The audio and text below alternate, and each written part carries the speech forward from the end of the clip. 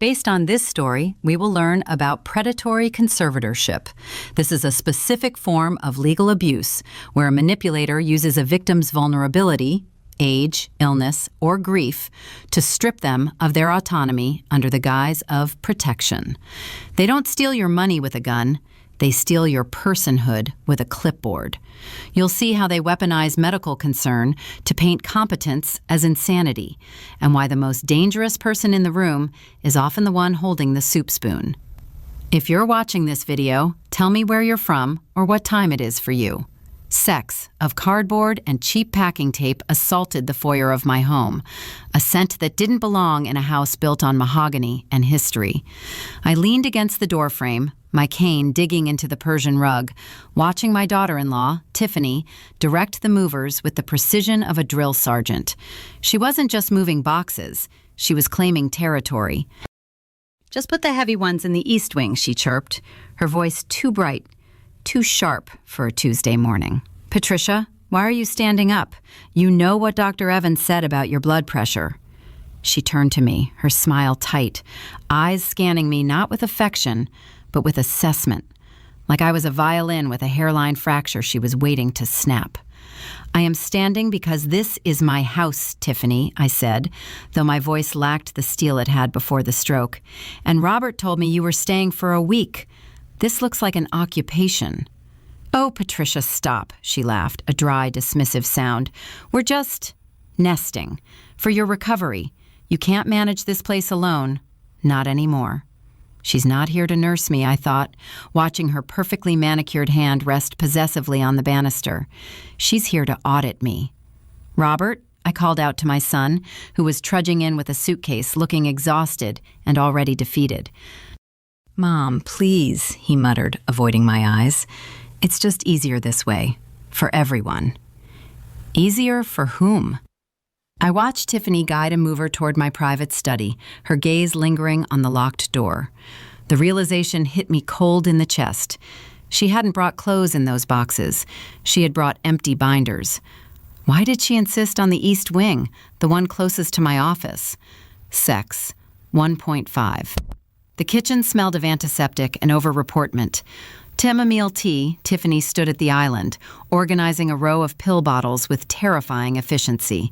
The clatter of plastic on marble was rhythmic, almost hypnotic. "Time for your afternoon cocktail," she joked, sliding a small paper cup toward me. I peered into the cup. 2 blue pills, 1 white. "The white one is for the evening," I said, pushing the cup back. "It's a sedative. I don't take it at 2 in the afternoon." Tiffany sighed, the kind of exaggerated exhale you use with a toddler who refuses to put on shoes. "Patricia, we talked about this. Dr. Evans changed your dosage, remember? You were so confused at the appointment." My hand froze. I hadn't been confused. I had been sharp. I remembered the texture of the paper on the exam table, the hum of the fluorescent light. "I was not confused," I said, my voice trembling slightly, and he said nothing about daytime sedatives.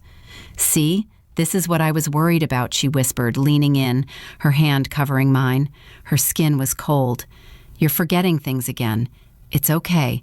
I'm here to remember for you. Just take it, or do I need to call Robert?"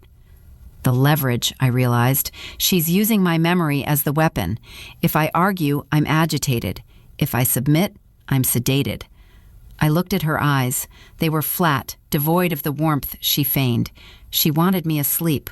Why? I swallowed the pills, tucked them into my cheek, and took a sip of water. As soon as she turned to the sink, I spit them into my napkin. What is she planning to do while I'm unconscious? Sex, 1.5. The dining room was dimly lit, the candlelight reflecting off the crystal. Mr. Henderson, my oldest client, sat across from me. He was here to discuss the restoration of a 17th century cello, a contract worth 6 figures. The varnish requires a specific resin, I was explaining, feeling the familiar rush of expertise. We have to source it from... "Patricia, dear, you're dripping soup." Tiffany's voice sliced through the conversation. The table went silent. I looked down. A single, tiny drop of bisque on my napkin. Hardly a catastrophe. But Tiffany was already on her feet, dabbing at my chin with a napkin like I was an invalid. "I am fine," I snapped, swatting her hand away. "It's okay," she cooed, turning to Mr. Henderson with a look of tragic martyrdom. "She has good days and bad days. The motor skills, they come and go. We're just trying to keep her comfortable." Mr. Henderson looked at me, pity replacing the respect in his eyes. He closed his portfolio. "Perhaps we should discuss the contract when you're feeling stronger, Patricia." "I am perfectly capable," I insisted, but the anger made my hand shake, proving her point. Tiffany sat back down, a small, satisfied smirk playing on her lips before she hid it behind her wine glass. She wasn't just embarrassing me, she was devaluing the asset. She was proving to the world that the matriarch was dead. Did she invite herself to this dinner just to sabotage the contract? My study was my sanctuary. Oak paneling, the smell of old paper and lemon polish. I sat at my desk, reaching for the quarterly ledger, the red leather-bound book where I tracked the cash flow of the restoration firm. It was gone. My heart hammered against my ribs. I knew exactly where I left it. Top right drawer, locked. I pulled the drawer out completely. Nothing but paper clips and dust. "Looking for something?" Tiffany leaned against the doorframe, arms crossed. She was wearing my late husband's favorite color, a cruel psychological trick. "The red ledger," I said, keeping my voice even. "Where is it?" "Oh, that old thing?" She examined her fingernails. "I saw it on the floor in the hallway. I thought you dropped it. I put it in the recycling bin. Robert said you were done with the old accounts." "The recycling?" I stood up too fast, the room spinning. "That is legally required documentation, Tiffany. It is not a newspaper." "Calm down, Patricia," she said, her voice dropping to a soothing, patronizing register.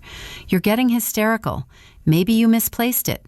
You've been losing a lot of things lately. Keys, glasses, your temper."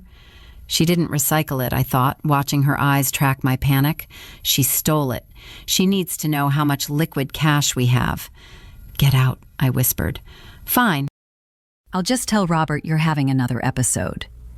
If she has the ledger, does she know about the offshore emergency fund? Shetmeta, the library was quiet, save for the ticking of the grandfather clock. I was reading, or trying to, but the sensation of being watched made the skin on my neck prickle. I reached for a book on the high shelf, The History of Austrian Luthiers, and knocked over a small porcelain figurine. It didn't shatter, but it rolled under the heavy velvet armchair. Groaning, I got down on my knees to retrieve it. My hand brushed against something plastic, taped to the underside of the chair. I froze. I pulled it loose. A small black box with a blinking red light. A baby monitor. My breath caught in my throat. I looked around the room. How many were there? How long had she been listening? "Mom?" Robert's voice came from the hallway. I shoved the device into my pocket just as he entered. "What are you doing on the floor?" he asked, rushing over to help me up. "Just dropped something," I lied. "Tiffany said she heard a crash," he said, looking worried. "She was in the kitchen and got scared." The kitchen is on the other side of the house, I thought. She couldn't have heard a crash. She heard it through the wire. "Robert?" I said, gripping his arm. "Does Tiffany listen to this room?" "What?" "No, Mom, you're being paranoid." He pulled away, frustrated. "She's just worried about you falling. God, why do you always assume the worst of her?" "Because the worst is exactly what she is. But if I show him the device now, will he believe me? Or will she claim she told me about it and I forgot?" "I'm sorry, Mrs. Sterling." The voice on the intercom at the front gate belonged to my security guard, Miller. "What do you mean you can't let him in?" I yelled into the receiver. "Arthur is my attorney. He has a standing appointment." "Mr. Sterling, your son, ma'am, gave specific instructions," Miller sounded pained. "No visitors. He said you were in a fragile state and needed absolute rest. No legal stress." I slammed the receiver down. My hands were shaking. Legal stress? They were cutting my lines of communication. I marched to the front door, grabbing my coat. If Arthur couldn't come in, I would go out. I opened the door to find Tiffany standing on the porch, blocking my path. She held a basket of hydrangeas from my own garden. "Where are you going?" she asked, her tone light but her body rigid. "To my office," I spat. "Oh, Patricia, you can't drive. Robert took your keys. For your safety." She stepped closer, the scent of her perfume, something floral and cloying filling the air. "You are a prisoner in your own mind," she said softly, almost sadly. "We can't let you wander off. You might get lost." Imprisonment, I realized. This isn't care. This is containment. "I will scream," I threatened. "Go ahead," she smiled, a terrifyingly genuine smile. "The neighbors already know about the dementia. Screaming just proves we're right to keep you inside." How do I fight a jailer who has convinced the world she's a saint? Evans looked at his chart, then at me, then at Tiffany. "So, the episodes are increasing?" he asked. "Yes," Tiffany said, leaning forward, her face a mask of concern. "She forgets where she is. She becomes aggressive. Yesterday, she accused me of stealing a book she threw away herself." "I did not throw it away," I interrupted. "She took the ledger." Dr. Evans made a note. "Paranoia, aggression, standard progression, unfortunately." "I am not paranoid," I said, forcing myself to speak slowly, clearly. "Doctor, listen to me. She is isolating me. She blocked my attorney." "We had to, Doctor," Tiffany interjected smoothly. "The lawyer upsets her. She thinks it's 1995 and she's trying to merge the company. It's heartbreaking." Dr. Evans nodded sympathetically at Tiffany. "It's hard on the caregivers. I can prescribe a stronger antipsychotic. It might help with the delusions." "No!" I stood up. "I do not need antipsychotics. I need a forensic accountant." Tiffany dabbed at a fake tear. "See? It's always about money. She doesn't recognize us anymore. She only recognizes assets." The doctor looked at me with pity. "Patricia, please sit down. We just want to help." He doesn't see me, I realized. He sees an old woman shouting. He sees a young woman crying. The narrative is already written. Does he even realize he's signing my death warrant with that prescription pad? I waited until Tiffany was in the shower. I used the landline in the guest room, the one she forgot to disconnect. I dialed the private banking line at Chase. "Mrs. Sterling," the banker David answered. I was surprised to hear from you." "Why, David?" "I'm transferring $50,000 to the operational account. I need to pay the suppliers." There was a long pause. "Ma'am, your accounts have been frozen." The room went cold. "Frozen? By whom?" "We received a notification of a pending competency hearing," David said, his voice awkward, "and a request to freeze assets due to suspicious activity. Your daughter-in-law flagged several transfers as coerced." "She flagged them?" I hissed. "It is my money." "I know, Patricia, but under the elder protection protocols, once a family member alleges fraud or incapacity, we have to pause everything until the legal status is resolved. I'm sorry." I dropped the phone. "She didn't just steal the ledger. She used the system designed to protect me to strip me naked. I had zero liquidity. I couldn't hire a lawyer. I couldn't hire a detective. I was a millionaire who couldn't buy a loaf of bread. How long has she been planning this specific maneuver? #metapause, sex, 1.5. I found Robert in the garage, waxing his car. He was hiding. He always hid in the garage when things got emotional. "Robert," I said. I didn't yell. I sounded tired. "She froze the accounts." He didn't look up. "It's temporary, Mom, until you get better." "I am not sick, Robert. I had a mild stroke, not a lobotomy." I grabbed his shoulder, forcing him to look at me. "She is stealing the company. Don't you see it? The isolation, the pills, the lies?" Robert pulled away, his face twisting in pain. "She's not lying, Mom. You are getting worse. You forgot my birthday last week." I stared at him. "Your birthday is in November. It is August." He blinked. "Tiffany said, she said we celebrated it last week and you didn't remember it the next day."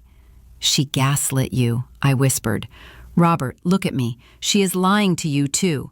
"Stop it," he shouted, throwing the rag down. "She loves you. She's doing everything for you. Why do you hate her so much? Is it because she's not high society enough for the Sterlings? It's because she is a predator." "You're the predator," he yelled, echoing words that didn't belong to him. "You've controlled everything my whole life. Maybe it's time someone controlled you." He stormed out. He's gone, I thought, watching his retreating back. She hasn't just stolen his loyalty. She's rewritten his memories. Is there any part of my son left to save? Sex, the doorbell rang at 7 a.m., a process server. I stood in the foyer in my robe, holding the thick envelope. Tiffany stood on the stairs, sipping coffee. She wasn't hiding it anymore. The look on her face was pure triumph. I opened the envelope. Petition for emergency guardianship. Plaintiff, Tiffany Sterling. Reason, incapacity due to advanced dementia and violent behavior. Attached were affidavits from Dr. Evans, from the security guard, even a statement from Mr. Henderson about my erratic behavior at dinner. "It's for the best," Tiffany said, descending the stairs slowly. "We'll manage the assets. You'll go to that lovely facility in Vermont, the one with the view." "Vermont?" I looked up at her. "That's a hospice, Tiffany." "Is it?" She shrugged. "Well, it's quiet. You need quiet." She reached out and plucked the papers from my hand. "Don't worry about reading that. It's legal jargon. You wouldn't understand it." She walked past me into the kitchen. I stood there, the silence of the house pressing in on me. She had won. She had the doctors, the bank, the son, and now the law. But she made one mistake. She left me the envelope. And on the back of the envelope, in the return address, was the name of her lawyer, a man I fired 10 years ago for unethical conduct. She thinks I'm beaten. She thinks I'm a confused old woman who will go quietly into the night. I am not going to Vermont, I thought, feeling a spark of the old rage ignite in my gut. I am going to war. Does she realize that by backing me into a corner, she's given me the only thing I need? Absolute clarity. Sex 1.5. Coffee and victory. Tiffany's victory. She was humming as she sliced a melon, the blade thudding against the cutting board with a violent rhythm. I walked in, leaning heavily on my cane, letting my shoulders slump more than necessary. I needed to look broken. "Tiffany," I said, my voice cracking just enough. She turned, knife in hand, eyebrows raised. "Yes, Patricia? Did you need help with the buttons on your sweater again?" "No," I said, staring at the floor. I wanted to apologize. I read the petition. Maybe you're right. I have been forgetting things. I just want to be safe." The silence stretched. She was assessing me, looking for the trap. I kept my hands trembling, visible at my sides. "Oh, Patricia," she sighed, putting the knife down. She walked over and hugged me. It felt like being embraced by a python. "I knew you'd come around. We just want to protect the legacy. It's too much for you now." "It is," I whispered into her shoulder. "I'm just tired of fighting." "Then don't," she pulled back, smiling. "Let us handle the heavy lifting. You just rest." "Rest," she said. Decay, she meant. "I will," I promised. "I'll stay in my room today. Just leave me be?" "Of course." I turned and shuffled away. As I reached the door, I heard her pick up her phone. "Call Dr. Evans," she said, her voice low. "She's compliant. We can fast-track the hearing." Does she know that a surrender is often just a maneuver to draw the enemy into the kill zone? My bedroom closet was a walk-in, filled with coats I hadn't worn in years. I pushed aside the mink furs and the wool trenches until I reached the back wall. Inside the pocket of a raincoat I hadn't touched since 1998, there was a prepaid burner phone. I bought it 3 days ago during a confused walk in the garden where I slipped out the back gate to the bodega. Tiffany thought I was staring at hydrangeas. I sat on the floor, buried under the coats to muffle my voice. My hands weren't shaking now. I dialed a number I had memorized 30 years ago. "Simon," I whispered when the line clicked. "Patricia?" The voice was gravelly. Simon was the best forensic accountant in D.C. He was also the man who helped me bury my husband's gambling debts in the 80s. "I heard you were unwell. Robert said no calls. Robert is an idiot, and I am sharp as a tack, I hissed. Listen to me. I need you to run a trace on a shell company, T&R Consulting. Check for cross-references with Tiffany's maiden name, Miller. Patricia, if they have guardianship pending, I can't take instructions from you. It's liability. They don't have it yet, I said, cold and hard. And if you don't do this, the firm goes under, and your retainer goes with it. Do you want to explain to the IRS why you billed a dementia patient for 20 years? Or do you want to help me gut a thief? A pause. Then, the sound of a keyboard clacking. Give me 2 hours, he said. I hung up and powered the phone down. The air in the closet was stifling, smelling of cedar and old perfume. If Simon turns on me, is this the end? Waited until Tiffany left for her yoga class, which I suspected was actually a meeting with her lawyer. I retrieved the burner phone. One text from Simon. Check your email. Use the encrypted server. I went to the library. I knew the camera was under the chair. I sat in the chair, blocking its view with my body, and pulled out my tablet, hidden inside a magazine. I opened the file. It was a massacre. T&R Consulting wasn't just billing for household management. They were billing the restoration firm for materials that never existed. Consulting fees for projects that were already finished. $50,000 here, $20,000 there. And the signatories? Tiffany Miller.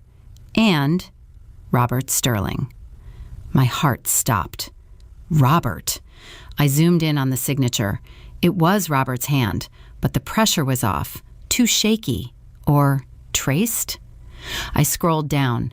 The funds were being routed to an account in the Caymans, but last month, a withdrawal, large, for a down payment on a condo in Miami, in Tiffany's name only.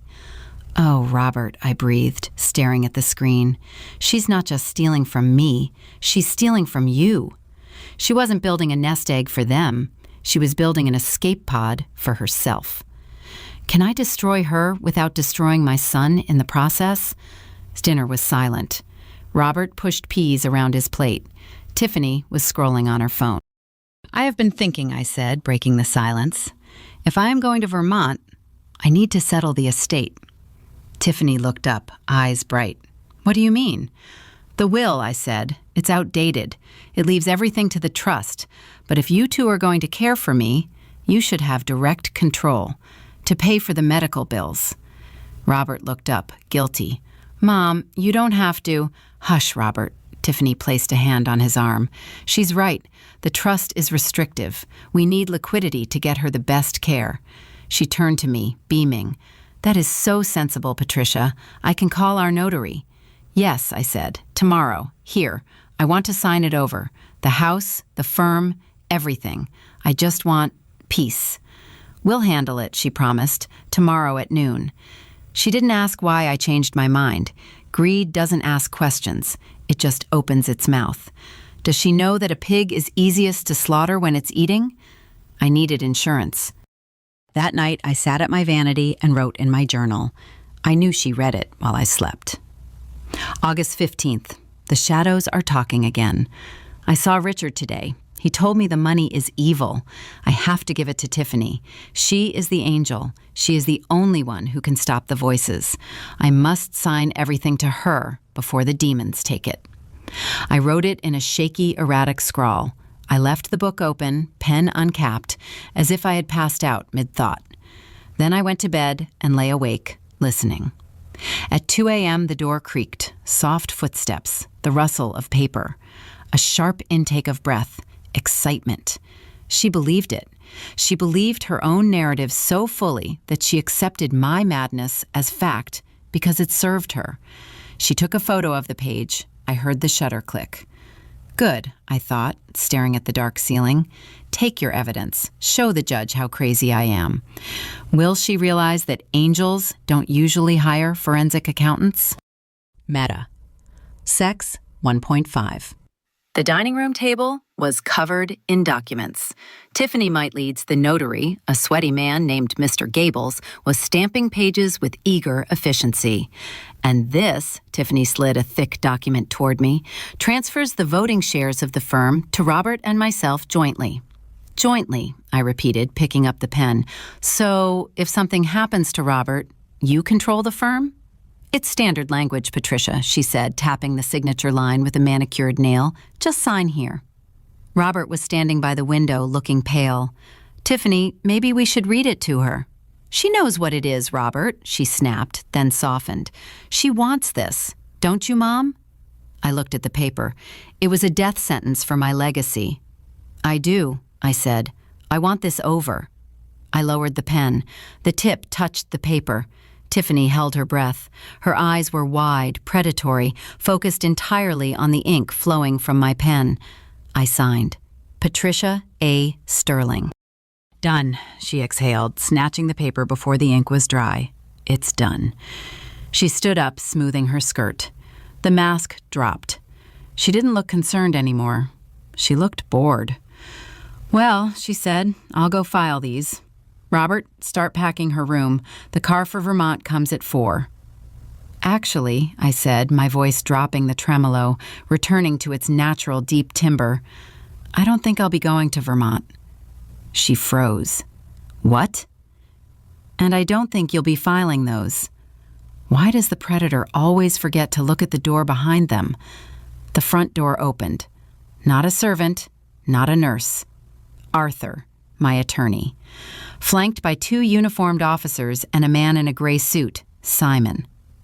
What is this? Tiffany demanded, stepping in front of the table. You can't be here. She's incompetent. I have her signature. You have a signature obtained under duress, Arthur said calmly, stepping into the room. And based on the evidence of embezzlement, elder abuse, and wire fraud, I'd say that signature is the least of your problems. Embezzlement? Robert turned, confused. What are they talking about? Tiffany laughed, a harsh, barking sound. Oh, please. This is her paranoia. She called the cops? Officer, my mother-in-law is suffering from severe dementia. Look at this journal entry. She waved her phone. She thinks I'm an angel sent to stop the demons. I don't think you're an angel, Tiffany, I said, standing up. I didn't use the cane. I stood straight, 6 feet of sterling spine. I think you're sloppy. I nodded to Simon. He placed a stack of files on the table. Shell companies in the Caymans? I asked. Really? That's so 1980s. Tiffany's face went white. She looked at the papers, then at Robert, then at the door. Robert signed them too, she screamed, pointing at her husband. He's in on it. If I go down, he goes down. Actually, Simon said, adjusting his glasses, we analyzed the signatures. Robert's were digital forgeries, traced from a birthday card. The silence that followed was heavy enough to crush bone. Did she really think she could frame a Sterling in his own house? This is ridiculous, Tiffany sneered, though her hands were shaking. You have no proof of intent. I was managing the household funds. If I made a few transfers to protect assets from her spending, that's stewardship, not theft. Stewardship, I repeated. Is that what you call it? I pulled the small remote from my pocket. I had synced the library baby monitor to the Bluetooth speaker in the dining room. I pressed play. Tiffany's voice, tinny but clear, filled the room. God, she's taking forever to die. If she doesn't have another stroke soon, I might have to help her down the stairs. I can't wait another year for that money. Robert made a sound like a wounded animal. He dropped into a chair, hands over his mouth. Tiffany stared at the speaker. Her arrogance didn't vanish. It calcified. She looked at me with pure, unadulterated hatred. You old bitch, she whispered. You bugged your own house? I learned from the best, I said. You wanted to play spy? Fine. But you forgot the first rule of intelligence. Never say anything in a room you haven't swept. Officer, Arthur said, I think that's sufficient for the probable cause on the attempted murder charge, wouldn't you say? The handcuffs clicked. It was the most beautiful sound I had ever heard.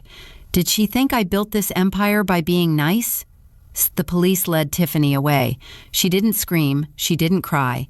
She walked with her head high, already planning her defense, already blaming Robert. Robert sat at the table, staring at the documents Simon had spread out. The condo in Miami. The fake consulting fees, the recording still echoing in his ears. "Mom," he croaked, I didn't know, I swear." "I know you didn't," I said, sitting opposite him. "You were just weak. You wanted peace, so you let a wolf in the door because she promised to guard the sheep.